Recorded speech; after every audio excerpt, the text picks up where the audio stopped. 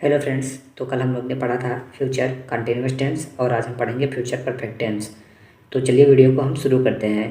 तो आप अगर हमारे चैनल पर नए हैं तो चैनल को कर दीजिएगा सब्सक्राइब, वीडियो को कर दीजिएगा लाइक। तो चलिए वीडियो को स्टार्ट करते हैं। तो हम यहाँ पर फ्यूचर परफेक्ट टेंस यानी कि भविष्य पूर्ण काल को आज पढ़ने वाले हैं। आज इस वीडियो में हम फुल कवर करेंगे। तो चलिए सबसे पहले इसका इंट्रोडक्शन जान लेते हैं। इसका इंट्रोडक्शन होगा हमारा कि हिंदी वाक्य के अंत में चुका होगा, चुके होंगी, चुकी होगी इत्यादि शब्द आता है तो वहाँ पर फ्यूचर परफेक्ट टेंस होता है। तो यहाँ पर इसका कुछ रूल है। तो चलिए पहला हमारा यहाँ पर है कि इसमें हेल्पिंग वर्ब विल हैव या शैल हैव का प्रयोग होता है। विल हैव हमारा सभी कर्ताओं के साथ लगेगा, आई तथा वी के साथ केवल शैल हैव और बाकी सबके साथ विल हैव का ही प्रयोग किया जाएगा। और सेकंड है हमारा कि इसमें मेन वर्ब का थर्ड फॉर्म का प्रयोग होता है। तो चलिए सबसे पहले इसके अफर्मेटिव सेंटेंस की बात कर लेते हैं यानी कि साधारण वाक्य। तो इसका सबसे पहले रूल देख लेते हैं। रूल में हमारा हो जाएगा सब्जेक्ट, फिर हमारा आ जाएगा विल हैव या शैल हैव सब्जेक्ट के अकॉर्डिंग, फिर हमारा आ जाएगा मेन वर्ब का थर्ड फॉर्म, फिर ऑब्जेक्ट और ईटीसी। तो हमारा परफेक्ट टेंस चाहे वो प्रेजेंट का हो, चाहे पास्ट का हो, चाहे फ्यूचर का हो, तीनों के परफेक्ट में हमारा मेन वर्ब का थर्ड फॉर्म का ही प्रयोग किया जाता है। तो चलिए इसका कुछ एग्जाम्पल हम यहाँ पर लिख दिए हैं, इस एग्जाम्पल को बना लेते हैं आपको अच्छे से समझ में आ जाए। तो यहाँ पर हमारा पहला एग्जाम्पल है कि हम अपना प्रोजेक्ट कर चुके होंगे। तो सबसे पहले हमारा देखना है यहाँ पर कि हमारा सब्जेक्ट हम है। तो सबसे पहले हमारा आ जाएगा सब्जेक्ट यानी कि वी, और वी के अकॉर्डिंग हमारा लगेगा शैल और शैल के साथ हैव, और प्रोजेक्ट कर चुके होंगे यानी कि डू, और डू का थर्ड फॉर्म डन, अपना प्रोजेक्ट यानी कि आवर प्रोजेक्ट।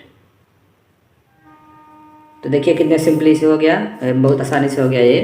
तो चलिए नेक्स्ट एग्जांपल हम देखते हैं कि वह फर्श पर गिर चुका होगा। तो सबसे पहले हमारा यहाँ पर सब्जेक्ट देखना होगा कि क्या है। हमारा सब्जेक्ट है वह यानी कि ही, और ही के अकॉर्डिंग लग जाएगा हमारा विल हैव। गिर चुका होगा यानी कि फॉलन, फर्श पर ऑन फ्लोर, और at last question full stop. तो आशा करता हूँ आपको अच्छे से समझ में आ रहा होगा। और चलिए थर्ड एग्जाम्पल ले लेते हैं हम यहाँ पर। मैं एक पत्र लिख चुका होऊंगा। तो इसके लिए हमारा सबसे पहले सब्जेक्ट देखना पड़ेगा। सब्जेक्ट हमारा मैं है यानी कि आई के साथ लगता है हमारा शैल और हैव, और लिखने के लिए हो जाएगा हमारा राइट, और राइट का थर्ड फॉर्म हो जाएगा रिटेन, एक पत्र यानी कि अ लेटर, और एट लास्ट फुल स्टॉप तो लगेगा ही। तो देखिए कितने आसानी से हमारा बन गया है ये। तो चलिए इसका निगेटिव सेंटेंस अब सीख लेते हैं हम। निगेटिव सेंटेंस यानी कि नकारात्मक वाक्य, जिसके वाक्य के मध्य में नहीं या कभी नहीं शब्द आएगा तो वही उसी को नकारात्मक बोलते हैं। तो इसके लिए हम रूल देख लेते हैं। सबसे पहले हमारा रूल हो जाएगा सब्जेक्ट, फिर आ जाएगा हमारा विल या शैल, फिर नॉट या नेवर, और उसके बाद हैव। इसमें नॉट या नेवर के बाद हैव का प्रयोग किया जाएगा, फिर मेन का थर्ड फॉर्म, ऑब्जेक्ट और ईटीसी। तो चलिए इसको भी बना के हम देख लेते हैं। इसका कुछ एग्जाम्पल यहाँ पर हम ले लिए हैं। तो चलिए इस एग्जाम्पल को भी हम बना के देख लेते हैं। तो जो यहाँ पर हमारा पहला एग्जाम्पल है कि मेरा भाई जिम नहीं चला गया होगा। नहीं या कभी नहीं देखने को मिल रहा है यानी कि नकारात्मक वाक्य है ये। तो सबसे पहले हमारा सब्जेक्ट आएगा, सब्जेक्ट यानी कि मेरा भाई यानी कि माई ब्रदर। उसके बाद हमारा आ जाएगा विल या शैल, तो इसके अकॉर्डिंग हमारा लग जाएगा विल, नहीं के लिए नॉट, फिर इसके बाद हैव, और चला गया होगा यानी कि गो का third form gone, to gym, और एट लास्ट फुल स्टॉप। तो चलिए सेकंड एग्जाम्पल हम देख लेते हैं। यहाँ पर सेकंड एग्जाम्पल हमारा है कि मैं एक पत्र नहीं लिख चुका होऊंगा। तो यहाँ पर सब्जेक्ट हमारा है मैं यानी कि आई, और आई के अकॉर्डिंग हमारा लगेगा शैल, फिर हमारा नॉट, हैव, और राइट का थर्ड फॉर्म हो जाएगा हमारा रिटेन अ लेटर। तो आशा करता हूँ आपको अच्छे से समझ में आ रहा होगा। और हमारा यहाँ का तीसरा एग्जाम्पल है कि रोहित अलीगढ़ नहीं जा चुका होगा। तो यहाँ पर हमारा सबसे पहले सब्जेक्ट देखेंगे। सब्जेक्ट हमारा रोहित है तो यानी कि आ जाएगा हमारा सब्जेक्ट रोहित, फिर इसके अकॉर्डिंग हमारा will, not, have, gone to Aligarh. आशा करता हूँ आपको ये दोनों सेंटेंस समझ में आया होगा अफर्मेटिव और निगेटिव का। तो चलिए आपको हम अच्छे से दिखा दे रहे हैं, आप स्क्रीनशॉट कर लीजिए या तो वीडियो को पॉज करके लिख लीजिएगा। इसको हम आपको अच्छे से दिखा दे रहे हैं। रूल आप जरूर लिख लीजिएगा। आप रूल अगर अच्छे से समझ लेंगे तो आपको ट्रांसलेशन बनाने में कोई भी दिक्कत नहीं होगी। तो चलिए अब इसके नेक्स्ट पार्ट यानी कि हम इंट्रोगेटिव की तरफ बढ़ते हैं। तो सबसे पहले हम जानेंगे कि जो क्या से शुरू होता है वाक्य उसका बनाना, फिर हम जानेंगे जिसके वाक्य के मध्य में इंट्रोगेटिव वर्ड आता है उसका बनाना। तो सबसे पहले हम इसका रूल देख लेते हैं कि रूल में हमारा सबसे पहले आ जाएगा विल या शैल, फिर आ जाएगा हमारा सब्जेक्ट, फिर हैव, फिर मेन वर्ब का थर्ड फॉर्म, फिर ऑब्जेक्ट, etc और एट लास्ट क्वेश्चन मार्क। तो चलिए इसका एग्जाम्पल हम यहाँ पर 2-3 एग्जाम्पल ले लिए हैं, आपको बना के दिखाते हैं, आपको अच्छे से समझ में आएगा। तो यहाँ पर हमारा पहला एग्जाम्पल है कि क्या माँ भोजन पका चुकी होगी। तो यहाँ पर सबसे पहले हमारा इंट्रोगेटिव वर्ड क्या से शुरू हो रहा है वाक्य। तो इसके लिए हमारा सबसे पहले आ जाएगा सब्जेक्ट के अकॉर्डिंग हमारा आ जाएगा विल या शैल। तो माँ है यानी कि विल, मदर, और उसके बाद हैव, और पकाने के लिए हो जाएगा हमारा कुक, और थर्ड फॉर्म यानी कि कुक्ड, और फूड, और एट लास्ट क्वेश्चन मार्क। तो देखिए कितनी आसानी से बन गया ये। चलिए सेकंड एग्जाम्पल हम आपको दिखा दे रहे हैं बना के। क्या वे लोग पहुंच चुके होंगे। तो यहाँ पर हमारा वे लोग है यानी कि इसके अकॉर्डिंग हमारा लगेगा विल दे पहुंच चुके होंगे यानी कि रीच, और रीच का थर्ड फॉर्म रीच्ड, और एट लास्ट क्वेश्चन मार्क। तो चलिए थर्ड एग्जाम्पल भी हम आपको दिखा दे रहे हैं बना के। क्या हम सब शादी में जा चुके होंगे।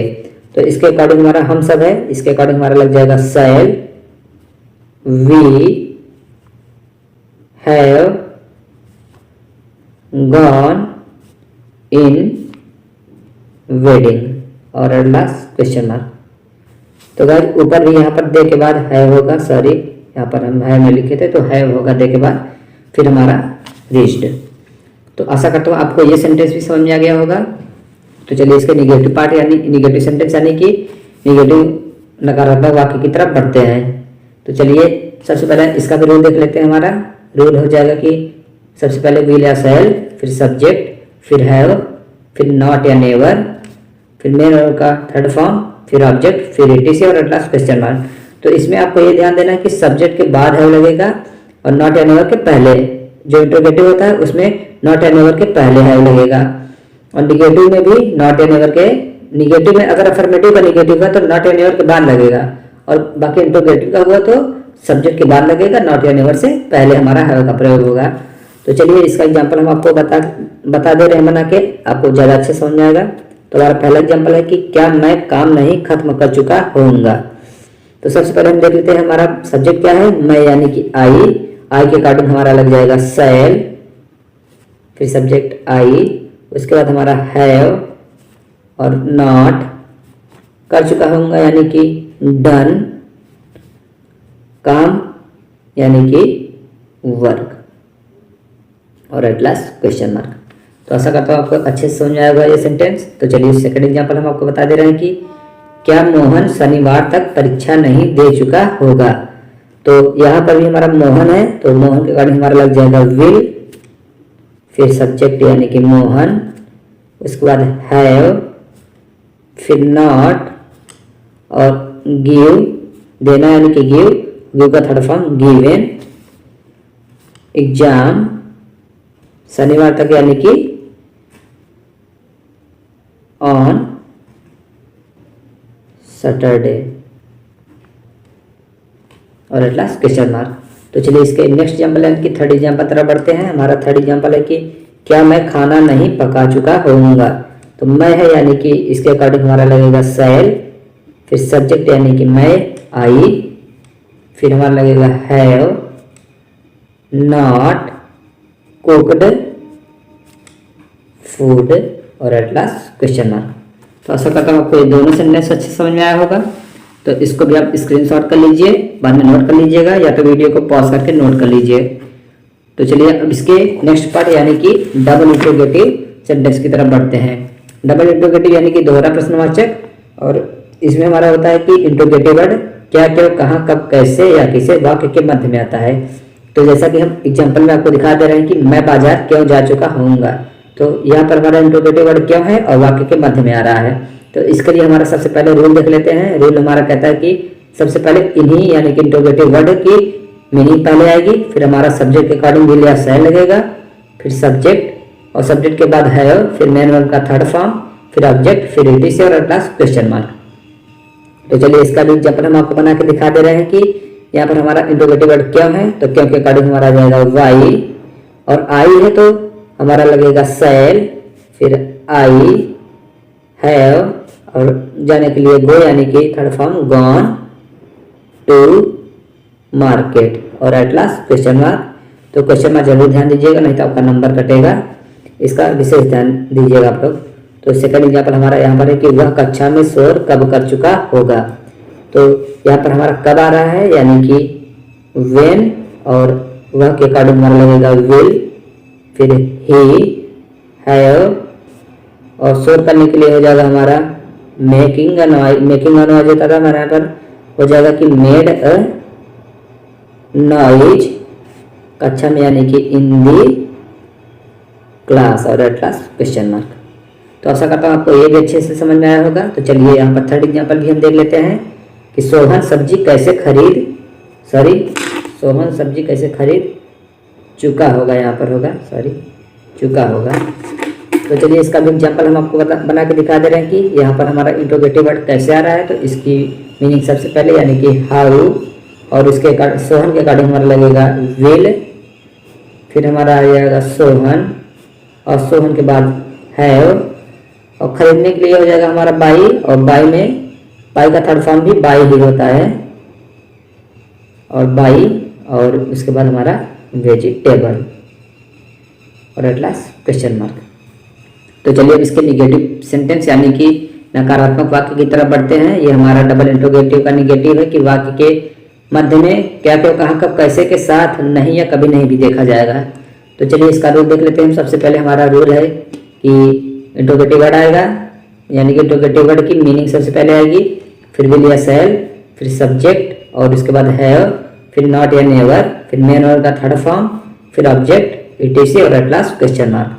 तो चलिए इसका भी एग्जाम्पल हम आपको बना के दिखा दे रहे हैं, ज़्यादा अच्छे समझ में आएगा। हमारा पहला एग्जाम्पल यहाँ पर है कि हम सब एक पत्र कब नहीं लिख चुके होंगे। तो यहाँ पर हमारा इंट्रोगेटिव वर्ड यानी कि कब आ रहा है वाक्य के मध्य में। तो सबसे पहले इसका मीनिंग यानी कि व्हेन, और हम सब यानी कि वी, और आई तथा वी के साथ सेल लगता है तो हमारा लगेगा सेल वी, और वी के बाद हैव, फिर हमारा नहीं के लिए नॉट, लिखने के लिए हो जाएगा हमारा राइट, और राइट का थर्ड फॉर्म हो जाएगा रिटेन, एक पत्र यानी कि अ लेटर, और एट लास्ट क्वेश्चन मार्क। तो चलिए इसका सेकंड एग्जाम्पल भी हम आपको बना के दिखा दे रहे हैं कि चोर चोरी क्यों नहीं कर चुका होगा। तो यहाँ पर हमारा क्यों आ रहा है बीच में, तो इसकी मीनिंग सबसे पहले यानी कि वाई, और चोर के according will, thief, have, not, चोरी करने के लिए हो जाएगा हमारा स्टोलन। तो आशा करता हूँ आपको वीडियो अच्छे से समझ में आया होगा। अगर आपको अच्छे से समझ में आया हो तो चैनल को हमारे कर दीजिएगा सब्सक्राइब, वीडियो को कर लीजिएगा लाइक, और अपने एक दोस्त को कम से कम शेयर कीजिएगा ताकि उसको भी अच्छे से समझ में आ जाए। और मिलते हैं नेक्स्ट वीडियो में, तब तक के लिए बाय बाय, थैंक यू। और आप इसको भी स्क्रीनशॉट कर लीजिए, आपको अच्छे से दिखा दे रहे हैं, स्क्रीनशॉट कर लीजिए।